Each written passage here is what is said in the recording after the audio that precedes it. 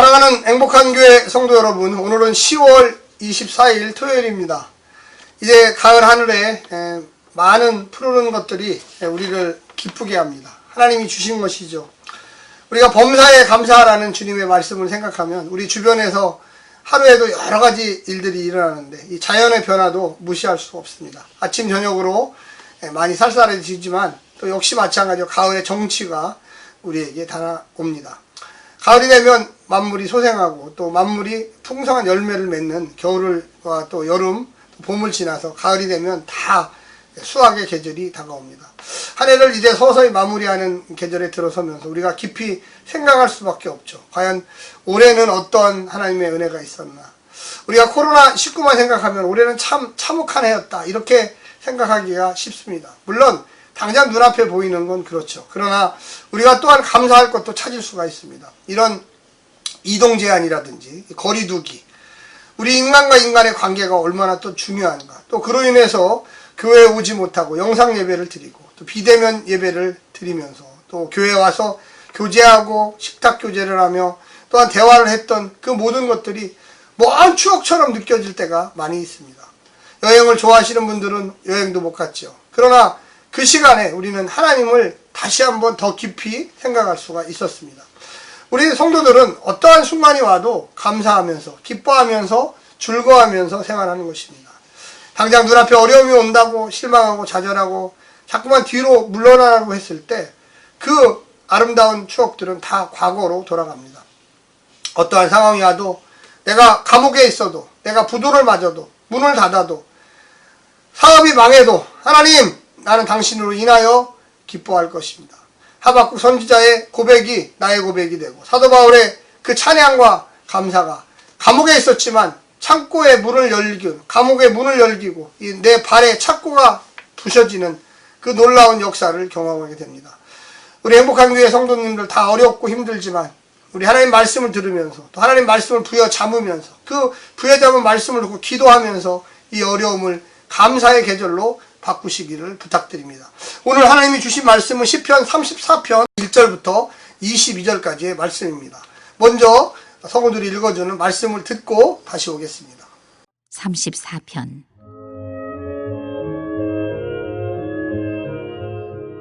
내가 여호와를 항상 송축하며 내 입술로 항상 주를 찬양하리이다.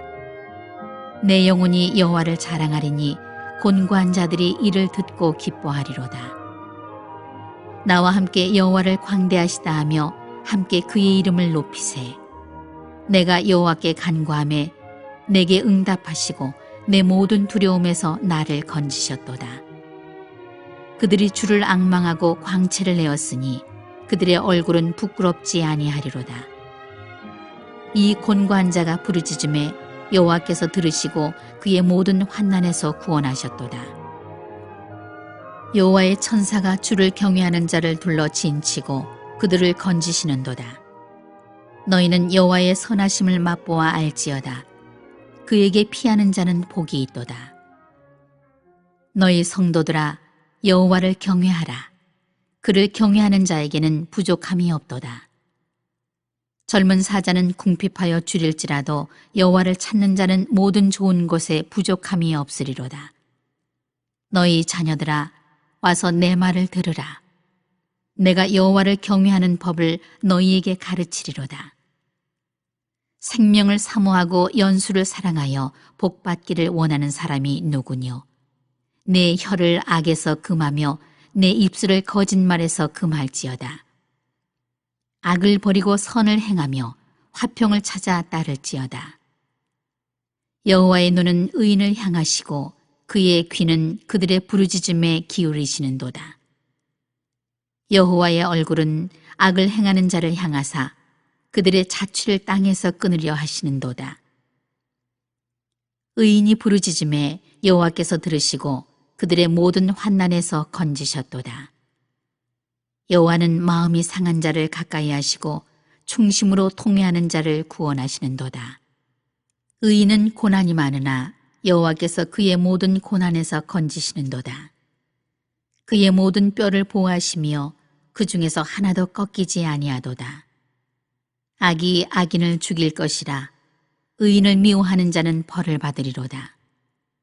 여호와께서 그의 종들의 영혼을 속량하시나니 그에게 피하는 자는 다 벌을 받지 아니하리로다. 오늘 본문에 보게 되면 주님을 공경하라 이렇게 세 번역에는 이렇게 부제어가 나와 있습니다.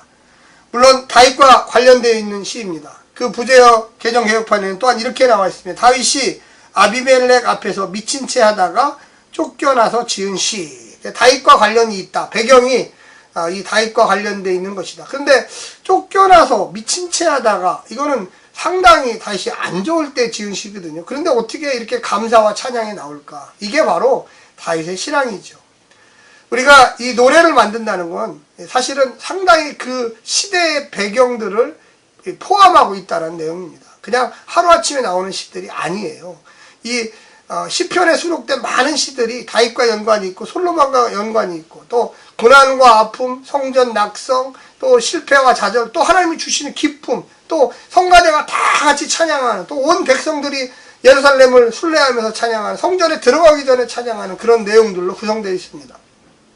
특별히 시편 이 34편은 이 다윗의 어려운 시절, 장인어른인 사울에게 쫓겨가지고 도망가면서 이 블레셋의 아기스 왕이라는 사람 앞에 가서 침을 질질 흘리면서 자기를 좀 망명을 받아달라고, 나는 이렇게 개 같은 사람이라고 이렇게 자기를 낮추는 장면을 배경으로 하고 있습니다.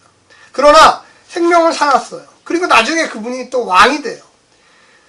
어려움과 고난, 낙심, 우리 영웅은 그냥 태어나는 게 아니에요. 그런 고난과 환난, 죽을 것 같은 그런 시기를 거치면서 용기와 비전과 꿈과 대중적인 소망을 주면서 일어나는 것이죠. 오늘 본문에 보게 되면 우리가 사무엘상 21장 10절부터 25절 그 배경으로 하고 있습니다. 블레셋 왕 아기스가 아니라 블레셋 왕 아비멜렉이에요. 이 아비멜렉이라는 거는 일반적인 왕들, 이 블레셋의 왕들을 부를 때 아비멜렉이라고 했습니다. 우리가 이집트의 왕을 바로라고 하듯이 이 블레셋의 왕은 아비멜렉으로 불렀던 것입니다. 오늘 본문을 보게 되면 우리가 몇 가지를 볼 수가 있는데, 앙망하는 자에게 임하는 하나님의 은혜를 우리는 볼 수 있습니다. 우리가 오늘 본문에 보게 되면 처음에 이렇게 나옵니다. 내가 여호와를 항상 송축하며 1절 내 입술로 항상 주를 찬양하리이다. 내 영혼이 여호와를 자랑하리니 곤고한 자들이 이를 듣고 기뻐하리이다. 여기 보면 곤고하는 자. 지금 다윗이 배경적으로는 사울에게 쫓기고 있죠.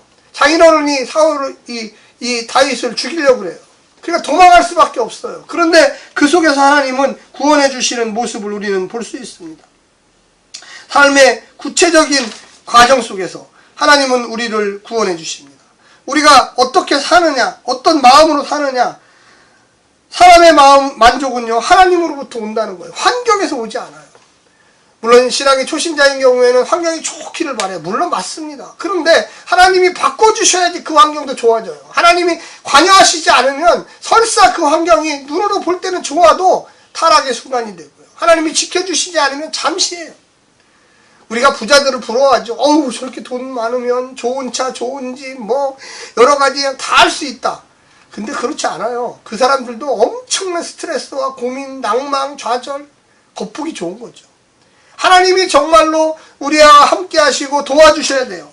거기 보면 3절에 나와 함께 여호와를 광대하시다며 함께 그의 이름을 높이자. 높이세.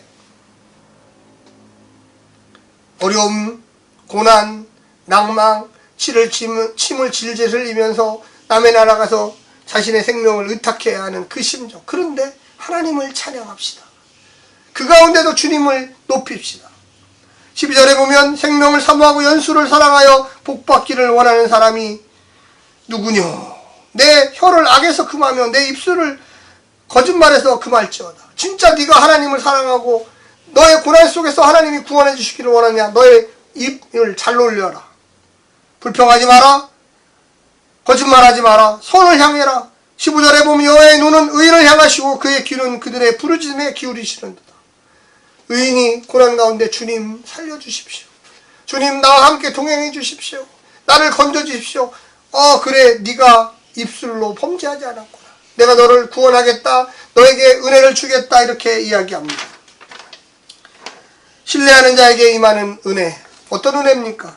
시인은 자신의 경험을 통해서 곤란 중에 있는 자들에게 하나님의 선하심을 맛보아 알라고 이야기하고 있습니다. 맛보다라는 뜻이 뭘까요? 우리가 마트 같은 데 가면 아주머니들이 자 맛보고 가세요. 신제품입니다 합니다. 먹어보면 지난 제품하고 다르네? 우리가 하나님과 동행하는 삶의 맛, 하나님 없이 내 지혜로 인간의 생각으로 인간의 음모로 살아가는 사람들의 맛 차원이 달라요. 이 땅에 설사 어려움 당하고 고통당하지만 주님, 내가 주님을 향하여 나아가오니 함께 해주시고 축복해 주시고 인도해 주시고 능력을 주시고 권능을 주시고 할렐루야. 우리는 그러면서 승리합니다. 신뢰하는 자, 하나님을 믿고 따르는 자죠. 세 번째 마지막으로 상한 심령에게 임하는 은혜입니다. 야훼를 경험하다가 마음이 상하고 중심에 통해하는 의인에게 가까이 다가와 위로하시는 하나님, 그분이죠. 여러분, 우리가 하나님을 제대로 만날 때는 대부분 아플 때예요. 고통당할 때. 물론 기쁘고 즐겁고 하나님 감사합니다. 물론 맞아요. 그때도 하나님 함께 하셔요. 그런데 내 위치가, 인간의 위치가 낮아지면 낮아질수록 절대 하나님을 바라봐요. 분명히 하나님이 나하고 응답하셔야 되는데, 내 기도에 하나님이 도움을 주셔야 되는데, 하나님 이 기도를 응답해 주세요. 하나님 나와 함께 동행해 주세요. 하나님, 저는 하나님밖에 안 보여요. 근데 그 하나님이 우리와 함께 하신다는 거예요. 상한 심령, 낮아지는 심령이죠. 아파하는 심령이에요. 당신밖에 안 보이는 심령이에요. 주님이 함께 하셔야지만 내가 일어날 수 있어요. 20절에 보면 이렇게 나옵니다. 그의 모든 뼈를 보호하시며 그 중에서도 하나도 꺾지 아니하시는도다. 상한 갈대를 꺾지 아니하는 주님, 나를 다시금 이렇게 세우는 주님.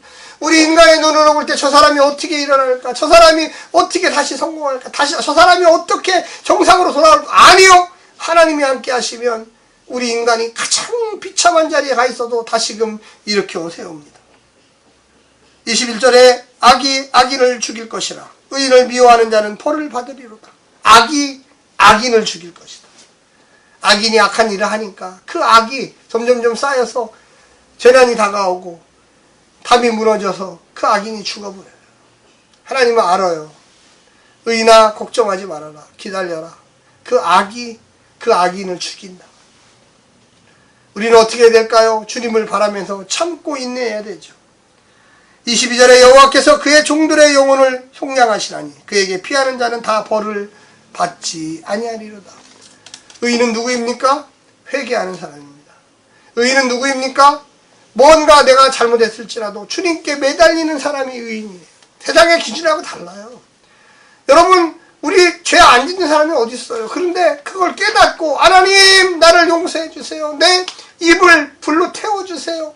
나의 이 약한 마음에 참회하오니 내가 다시는 그와 같은 범죄에 서지 않도록 도와주세요. 기도하는 거예요.